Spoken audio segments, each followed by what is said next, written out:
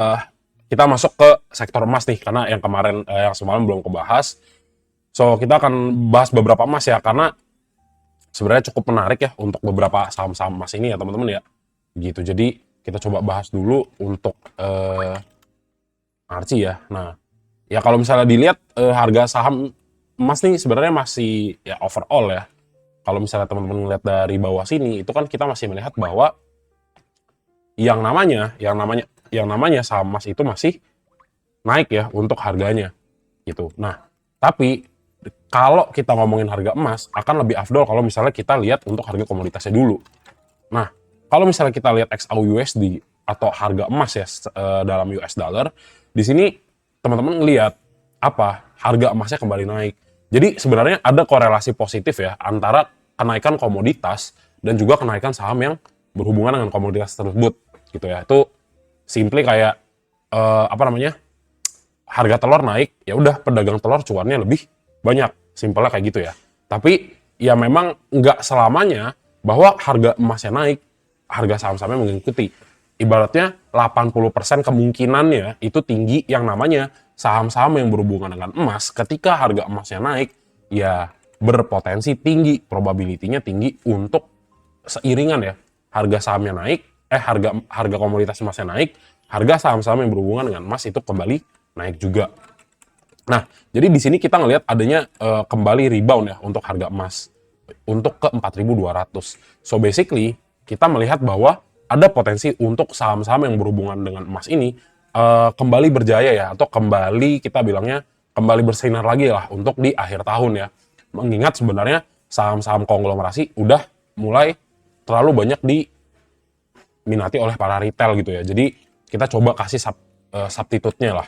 Nah, kalau misalnya teman-teman lihat di sini ya, kita akan langsung bahas aja untuk Archie. Nah, ini menarik nih sebenarnya ya. Nah, untuk Archie, teman-teman bisa ngeliat nih, untuk pergerakan harganya sebenarnya waktu dia dari 1.500 let's say ya, koreksinya udah sekitar 26% gitu. Dan secara teknikal teman-teman bisa ngeliat nih di sini, wah Mas Emo nih bagus banget nih ya. Di sini pergerakan harganya dijaga di 1.100 di sini. Nah, terus apa? Kemudian ketika harganya naik ke 1.315, teman-teman ngelihat bahwa terjadi yang namanya koreksi nih di saham Archie ke 1265. Nah, kalau Mas Emon sebenarnya sih kemarin mikirnya ada potensi untuk dia koreksi. Tapi melihat harga emas yang kembali signifikan naik, kayaknya sebenarnya teman-teman kita cukup bijak ya untuk kembali punya diversifikasi lah ke saham-saham yang berhubungan dengan emas. Tapi ya itu ya mungkin masuknya akan sedikit lebih bijak ya gitu. Beberapa kali entry lah. Nah, di sini kita ngelihat sebenarnya kalau secara teknikal ini sebenarnya bagus banget ya untuk kenaikan Archie di 1.315 ya. Uji lagi ya yang namanya area resistance di sini. Kemudian dia uji supportnya di 1265. Kemudian teman-teman bisa melihat ada yang namanya shadow candle. Jadi memang harganya dibawa turun ya untuk nyentuh dia punya area support. Tapi kemudian di sini teman-teman ngelihat ada demand lagi nih dari buyer. Buyernya pengen beli lagi nih. Jadi harganya kembali diangkat naik. Jadi secara teknikal ini masih menarik gak? Ini menarik. Kemudian teman-teman ngelihat nih, oh based on momentum di sini kita ngelihat apa? Di sini kita ngelihat stochastic flow-nya masih cakep banget nih Mas, masih banyak banget di sini ya. Selisih dari si garis merah sama garis putih. Jadi potensi untuk yang namanya Archie kembali naik ada nggak? Ya ini tetap ada. Gitu ya. Untuk ngapain? Untuk testing kembali si 1.315-nya. Jadi ya kalau misalnya teman-teman coba beli di area ini ya mungkin masih bagus gitu ya. Kenapa? Ya karena teman-teman tahu nih, wah emasnya naik lagi nih. Gitu ya. Jadi kita punya basis pegangan lah untuk saham-saham yang berhubungan dengan emas. Nah, sekarang kita masuk ke bandarmologi teman-teman ya. Untuk Archie memang ya sekilas kita melihat ya asingnya sudah banyak keluar ya. Dari tanggal 29 ya, terus terjadi yang namanya distribusi daripada asing ya. Jadi palingan kita tinggal lihat sebenarnya pelakunya siapa sih gitu kan. Nah, kalau per 3 hari ini ya kita lihat dari tanggal 10 ya ternyata bagus banget di sini, nggak ada yang namanya retail berpartisipasi untuk ngebeli yang namanya saham Archie ya. Jadi mungkin kita akan ngelihat beberapa saham yang lain itu juga mungkin mengikuti ya. Nah, untuk BBYUSQ ini BB-nya akumulasi ya, nggak ada jual sama sekali. Jadi yang kita lihat sebenarnya adanya perubahan signifikan dari bandar itu ngebeli tanpa menjual, itu akan bagus banget ya.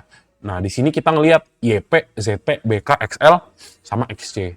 Yang jadi fokus sebenarnya YP sama ZP dan BK. Mereka jualan, tapi ya dibarengi dengan retail jualan. Jadi kayaknya ganti bandar ya teman-teman ya. Di sini kita lihat yang masuk BB dan YU jelas dan BB jelas banget ya. Dari tanggal 10 kemarin itu belinya tanpa menjual. Jadi teman-teman bisa nih untuk Archie ya, kita bisa kembali masuk ya untuk di saham Archie gitu ya. Nah, jadi palingan gitu sih. Jadi masih positif lah. Meskipun sebenarnya foreign flow-nya tipis ya. Gitu, oke? So, next kita akan bahas PSAB ya. Nanti tenang aja ya, Mas Aimon akan upload di YouTube ya, teman-teman ya. Nah, PSAB ya, PSAB apa yang teman-teman bisa lihat di sini. Nah, PSAB kalau misalnya teman-teman lihat 550 tuh 545 sampai 550 lah ya. Itu teman-teman bisa lihat apa? Teman-teman bisa lihat kalau misalnya, wah ternyata ini nih, dia selalu merespon yang namanya harga 550. Nah sekarang di sini kita ngelihat PSAB itu dropnya udah lumayan signifikan ya sejak rejection di 6.15. Jadi dia nggak mampu nih nutup gap yang ada di sini ya teman-teman ya. Ini kan belum ketutup nih gapnya, belum mampu nutup gapnya. Kemudian dia harganya dihajar lagi ke bawah. Nah untuk kalau teman-teman pengen beli sebenarnya akan jadi bagus area 550. Tapi ya tetap perhatikan seandainya nanti turun ke bawah, teman-teman pasang SL-nya di mana nih? Untuk close dulu posisinya gitu ya. Nah, secara teknikal bagus gak? Sebenarnya PSAB agak kurang gitu ya, karena kayaknya mau nekuk ke bawah untuk turun, tapi ya tinggal di sini kita lihat ya, based on foreign flow, sebenarnya apakah PSAB masih bagus? Nah, PSAB ternyata kalau misalnya kita lihat sejauh mata memandang ya, sejak tanggal 20 ya, di sini ya 20 Oktober nih, di sini ya. Ini buangan asingnya banyak banget dan sampai sekarang belum recover asingnya masuk gitu ya. Jadi berarti dia masuk 12M tapi keluar lagi 13M. Ya tidak merubah apapun gitu. Ya, jadi seimbang gitu ya. Tapi ya di sini overall ya kita bisa ngeliat bahwa tekanan jual daripada asingnya masih relatif besar ya untuk PSAB. Nah, tinggal kita lihat nih apakah PSAB dari hari Senin lalu itu sudah ada yang akumulasi apa belum. Nah, PSAB mungkin kita harus sedikit hati-hati. Kenapa? Karena ya PD, XC di sini masuk, ya kan? Ada XL juga. Mungkin kalau misalnya kita lihat per tanggal 12 kali ya, untuk ngelihat AI, KI, ZR, EP, PD. Di sini retailnya juga masih ada. Jadi sebenarnya dipantau dulu teman-teman ya. Kalau mau masuk, lebih bagus di 550 di sini nih. Tapi ya karena misalnya kita mau main dengan emas, kalau misalnya teman-teman mau cek gitu ya, untuk wah kayaknya sentimennya bagus nih untuk emas di hold lagi, bisa nggak? Bisa, tapi tetap consider dulu ya untuk SL maksimal 5%. Kenapa? Karena supaya nanti seandainya PSAB koreksi sampai 520, teman-teman bisa re-entry lagi di 520 untuk dapat gain yang lebih tinggi, misalnya ke 580 12%. Jadi teman-teman lossnya 5% nih, tapi dikompensasi potensial untuk upside sekitar 12%. Seandainya sih yang namanya PSAB ini jebol kembali. Tapi ya overall bagus ya, kalau misalnya fundamental juga si PSAB salah satu yang dipertimbangkan. Tapi ya kalau misalnya ada beban berat daripada retailnya yang belum keluar, nah teman-teman sebaiknya dipantau. Padahal Archie kalau tadi teman-teman lihat Archie kan, si Archie tuh retailnya udah nggak ada gitu ya. Oke, so next kita akan bahas yang namanya Dewa, kita skip ya. HRTA ya. Nah, HRTA di sini teman-teman kita lihat nih. Untuk pergerakan harganya ini juga relatif sama dengan yang namanya Archie ya. Dia kurang lebih sama gitu ya. Harganya dibawa naik ya, dikasih koreksi, kemudian mantul lagi nih di area kita bilangnya minor supportnya. Jadi kalau misalnya teman-teman lihat Archie, nah ini kan sama ya, bentukan candle-nya sama ya. Satu candle besar, dibawa naik sekali, kemudian ditarik untuk dia koreksi sehat gitu ya. Ntar ya. Ya, nge-lag. Nah, ini ya. Kurang lebih sama lah ya. Meskipun sebenarnya bedanya di sini ya. Dia dua kali dibawa naik ya, sorry. Dia dibawa naik, tapi ya candle-nya cukup identik ya. Ditarik dulu naik ke, ditarik dulu untuk turun ke bawah. Nah, di sini kita lihat nih, 13.25-nya itu sudah kerespon dengan baik ya. Jadi dia sudah tarik dulu. Jadi kalau misalnya kita lihat dari line chart, ya ini udah lumayan lah ada tarikan sedikit. Meskipun sebenarnya nggak penuh ya. Tapi ya kalau kita ngelihatnya 13.25-nya sudah di retest, sebenarnya kita bisa ngelihat nih potensi untuk naiknya masih besar ya. Karena apa? Karena secara nggak langsung teman-teman sudah ngelihat yang namanya HRTA itu creating yang namanya another higher lows. Based on di sini ya, based on bottomingnya di 1255. Nah, so nextnya apa ya? Kita masuk ke bandarmologi nih teman-teman ya. Jadi kalau misalnya nih teman-teman mau entry ya untuk pagi hari ini, ya pastikan aja nih yang namanya HRTA itu di closingnya itu harus bisa di atas 14.20. Kenapa? Karena kalau memang dia bisa di atas 14.20, maka sebenarnya kita melihat adanya adanya potensi untuk apa? Adanya potensi untuk yang namanya HRTA untuk kembali lagi naik ke atas gitu ya. Nah, tinggal kita lihat nih pertimbangannya apa kalau dari foreign flow.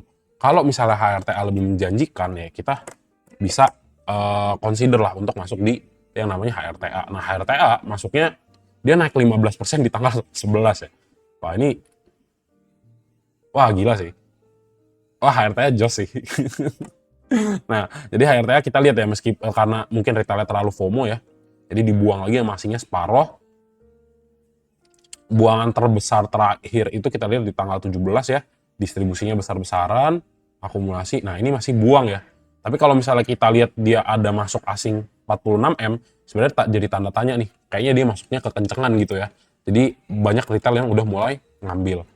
Nah, jadi kalau misalnya kita lihat kemarin ya di sini ada XL juga ya. Retailnya udah nge-spot. Ada XC, ada MG. Kemudian ada yang jualan ada YP, PD sama KK. Nah, mungkin kita coba lihat dari tanggal 10 ya untuk bandarmologinya. Ternyata YU XC. Ntar ini. Nah, ternyata YU belinya gede banget ya. Padahal kita ngomongin tanggal 10. Nah, jadi ini bandarnya si YU teman-teman ya. Karena baru 3 hari terakhir ternyata dia beli. Nah, terus yang buang siapa? RF, YP, BK, CP sama aku. Nah, ini perbandingan ini ya yang selling sama volume yang beli ini luar biasa berbanding jauh gitu ya. Jadi beberapa kali lipat lah. Bandingin aja 62.000 sama 240.000 kan. Itu udah berapa kali lipat ya? 4 kali lipat ya kurang lebih ya. Nah, masuknya XC dan ZP ini kan sebenarnya kecil ya relatively. Jadi kalau misalnya kita ngelihat dari hari Senin, ya HRTA cukup bagus untuk teman-teman coba masuk gitu ya. Tapi ingat, Mas Emon nggak bisa bahas terlalu banyak biar nggak terlalu lama. Pastikan teman-teman pasang stop loss-nya 3-5% ya. Atau coba aja kalau misalnya teman-teman masuk, coba SL lah di 13.25 ya. Potensi koreksi ini aja sekitar 5% gitu ya. Karena ya Mas Emon ngomongnya kalau di sini ya kita teman-teman entry nanti di pagi harinya di kurang lebih di 13.85 kurang lebih gitu ya. Oke, jadi menarik banget ya tadi ya.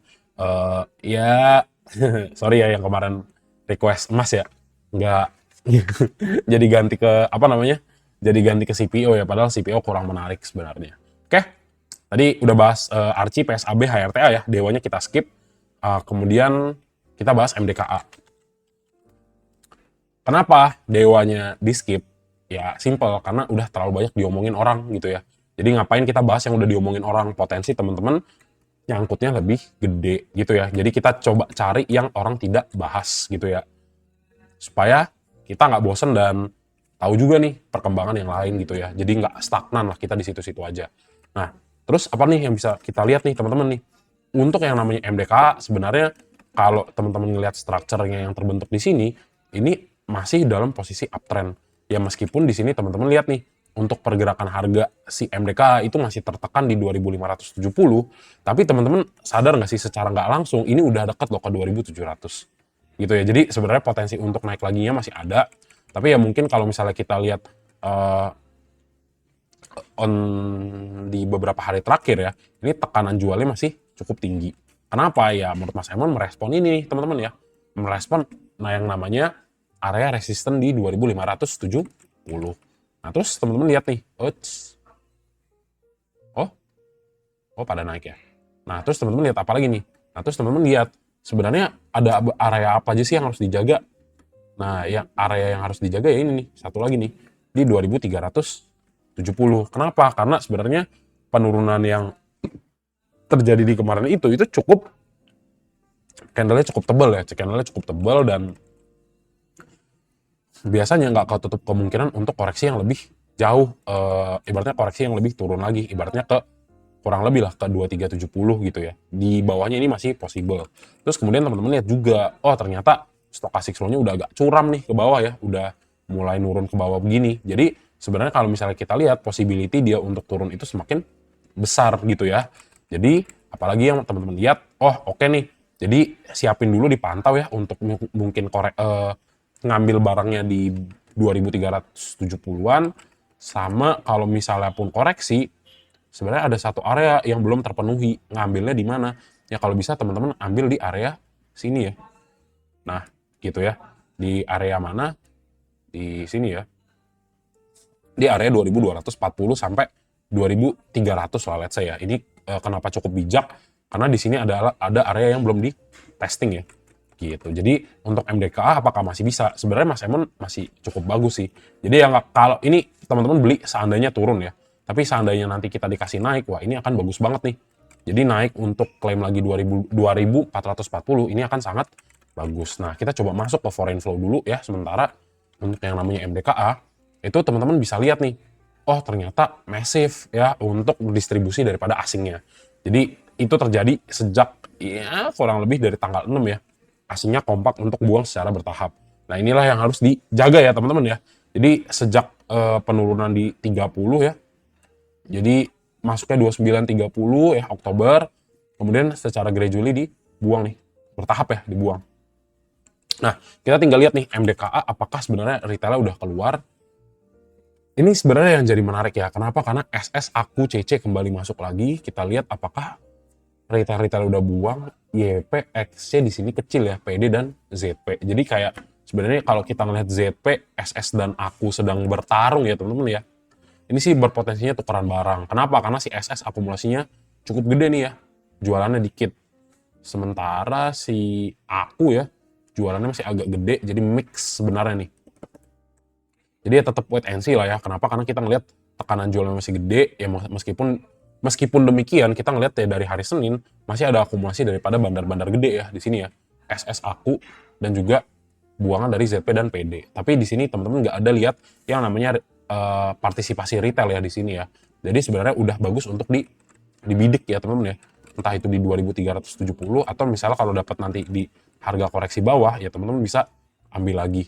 Tapi di sini nggak ketutup kemungkinan juga ya untuk dia kembali langsung klaim 2440. Kenapa? Karena ya itu tadi alasannya. Karena ternyata yang masuk lumayan bagus nih. Ada si Aku dan SS gitu ya kurang lebih ya teman-teman ya. Oke, so next kita lanjutin lagi ke emas ya. Nah untuk emas ini harus hati-hati. Kenapa? Karena ya terlepas dari dianya, ya terlepas dari dianya IPO atau bagus pun atau bagus dan enggak, sebenarnya area yang perlu kita pantau adalah di 4070. Semakin jauh dia turun dari 4070, ya semakin kurang bagus si saham emas ini. Jadi sebenarnya kalau teman-teman lihat, emas itu potensi koreksinya masih besar sekali. Kenapa? Karena bro tidak mampu bertahan di atas 4070 gitu ya. Jadi yang punya emas yang beli dan mengharapkan dia naik, selama teman-teman melihat dia ini belum bisa klaim 4070, maka yang Mas Emon lihat adalah potensi penurunan sampai 3890 gitu ya. Jadi kalau teman-teman lihat ya secara nggak langsung memang si emas tuh pernah dibawa naik nih, tapi nggak mampu ke nembus goceng ya akhirnya ke 4370 dan sideway. Jadi kalau teman-teman lihat di sini ya secara strukturnya sebenarnya sudah turun nih. Jadi jangan heran nanti kalau dibawa turun dari 13 ya 3.900 di bawah 3.900 ya ini akan terjadi jika yang namanya emas itu nggak mempertahankan harganya di atas 4.000 gitu ya. Nah ya kalau misalnya kita ngomongin foreign flow-nya untuk yang namanya emas ya di sini teman-teman lihat ya meskipun ada ada akumulasi daripada asing ya sejak tanggal 6 tapi ini nggak ngorek harganya naik ya. Jadi ya masih mix juga sih sebenarnya, paling nggak kita lihat ya. Jadi nggak bisa ngambil kesimpulan gitu. Kenapa? Karena akumulasi dari asing tapi kok harganya nggak ngangkat gitu ya. Nah, untuk pergerakan beberapa hari terakhir ternyata didominasi oleh XL, PD, XC, dan CC ya. Dan jumlahnya sebenarnya ya relatively mix. Jadi sebenarnya agak kurang bagus ya untuk emas untuk teman-teman masuk. Yang buang siapa? Kang Guyur, SS, sama FS. Gitu ya. Jadi kurang lebih seperti itu. Agak kurang menarik emas ya. Next kita bahas Antam ya. Nah, emas sorry, Antam. Nah, Antam menariknya apa nih? Nah, udah sesuai dengan analisa kemarin ya teman-teman ya. Dalam artian Mas Emon sempat kemarin mention akan jatuh di bawah 2000, akan jatuh di bawah 3000. Nah, sekarang 2900-nya itu udah mulai tertekan. Nah, tapi udah mulai kelihatan nih, kayaknya udah dibales nih ya. Jadi dibawa turun, terus dibales nih sama buyers-nya. Jadi ketika seller yang menekan harga untuk turun lebih dalam, ada langsung ditahan oleh buyernya, demand-nya langsung masuk lagi.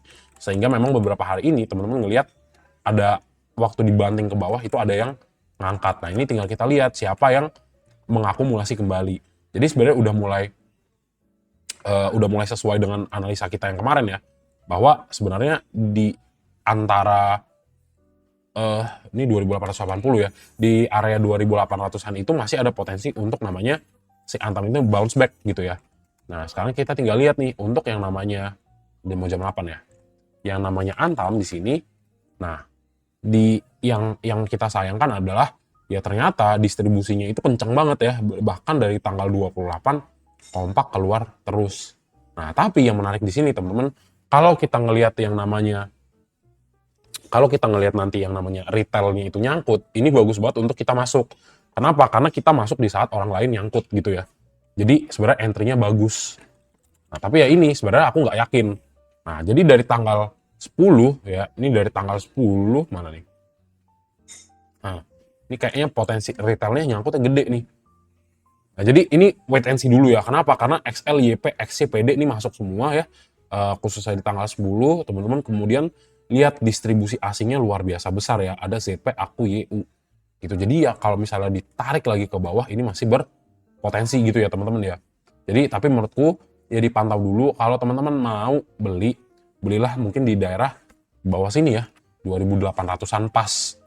Kenapa ya? Karena itulah adalah yang terbaik gitu ya. Ini adalah area terbaik sebelum nanti harganya mantul lagi atau bounce back. Tapi ya tetap kalau retailnya nanti maksa, lebih baik teman-teman tunggu lagi atau siapkan modal lebih lagi untuk belinya di 2710. Kenapa? Ya di sini teman-teman lihat ada gap yang belum terpenuhi ternyata. Gitu ya. Seandainya teman-teman ngelihat yang namanya pergerakan daripada si Antam ini masih belum bisa bounce back lagi naik ke atas gitu ya. Jadi diperhatikan lah. Sebenarnya bagus gak kalau asingnya keluar? Bagus teman-teman. Udah bisa lihat nih, kalau sahamnya bagus, asingnya keluar udah berderet-deret-deret.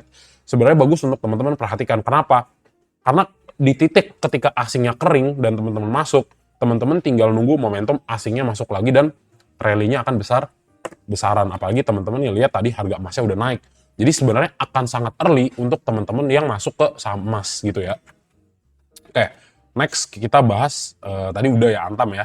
Bandar Mologinya juga udah. Ya next ya, yang terakhir kita akan bahas BRMS. Oke? Nah, untuk saham BRMS teman-teman, ya apa yang di sini kita teman-teman lihat, nah BRMS ternyata dibawa stagnan ya. Jadi udah sesuai lah ya. Wah, stagnan nih, apakah bagus? Bagus. Kenapa bagus? Ini terlepas kita lepasin dulu ya si MSCI-nya ya. Tapi kalau misalnya teman-teman lihat, nah ini cakep banget nih sebenarnya nih. Momentum yang dibuat gitu ya. Jadi kalau kita buat ini kan sebenarnya higher high, higher low, higher high, higher low. Di sini higher low lagi. Nah, jadi yang perlu dijaga adalah dari posisi seperti ini, yang namanya BRMS itu, kalau misalnya harganya ditarik lagi naik ke atas, ini akan jadi setup yang bagus. Tapi ya tetap teman-teman ya, seandainya teman-teman entry di 975, ya 980, dan yang namanya BRMS koreksi, tetap perhatikan dan pasang stop loss-nya. Kenapa? Karena di sini kita nggak bisa baca ya, apakah bandarnya banting atau enggak. Ya, kenapa mas begitu ya? Karena kan ini MSCI kita nggak tahu. Apakah benar-benar ini akan ditarik naik sampai mendekati fase rebalancing tanggal 25 November, atau ternyata malah ada bebantingan dulu supaya diangkatnya lebih murah. Kita nggak tahu ya. Tapi ya itu tadi, kalau misalnya teman-teman consider untuk melakukan pembelian di BRMS, apakah ini cakep areanya? Ini cakep. Tapi ya ini sebenarnya adalah area yang sulit ditembus ketika mau ke harga 1000. Selalu terjadi rejection. Tapi di sisi lain, kalau teman-teman lihat di sini, harganya secara bertahap dia naik terus meskipun ditolak terus di harga 1000. So potential untuk BRMS ini kembali naik masih tinggi gitu ya. Kalau kita bahasnya secara teknikal. And then kita coba bahas lagi untuk si foreign flow-nya untuk BRMS. Nah, udah masuk ya. Jadi dia masuknya bertahap lagi nih teman-teman ya. Dia masuk lagi di tanggal 10, 11, 12. Jadi meskipun buangannya kita udah ngelihat langsung 200 M ya di tanggal 6, tapi ternyata positifnya kita lihat secara 3 hari terakhir itu udah kembali bertahap masuk ya asingnya, dan ini lumayan bagus gitu. Nah terus kalau misalnya teman-teman lihat lagi untuk BRMS, ternyata ya di tanggal 11 kita ngelihat si ketua kita si Aku belinya udah lumayan gede. Tapi ya teman-teman tetap lihat, bentar, si Aku ya belinya gede, tapi teman-teman lihat nih, ini based on volume, dia ada jualannya juga. Jadi sebenarnya masih agak mix ya, masih agak mix karena si ketua kita ya si Aku, ini mix ya, ada beli dan jual. Palingan ya kalau kita persempit di tanggal 12 kemarin, ternyata tetap ya dia ada jualan, kenapa? Untuk menekan si XC dan XL gitu ya.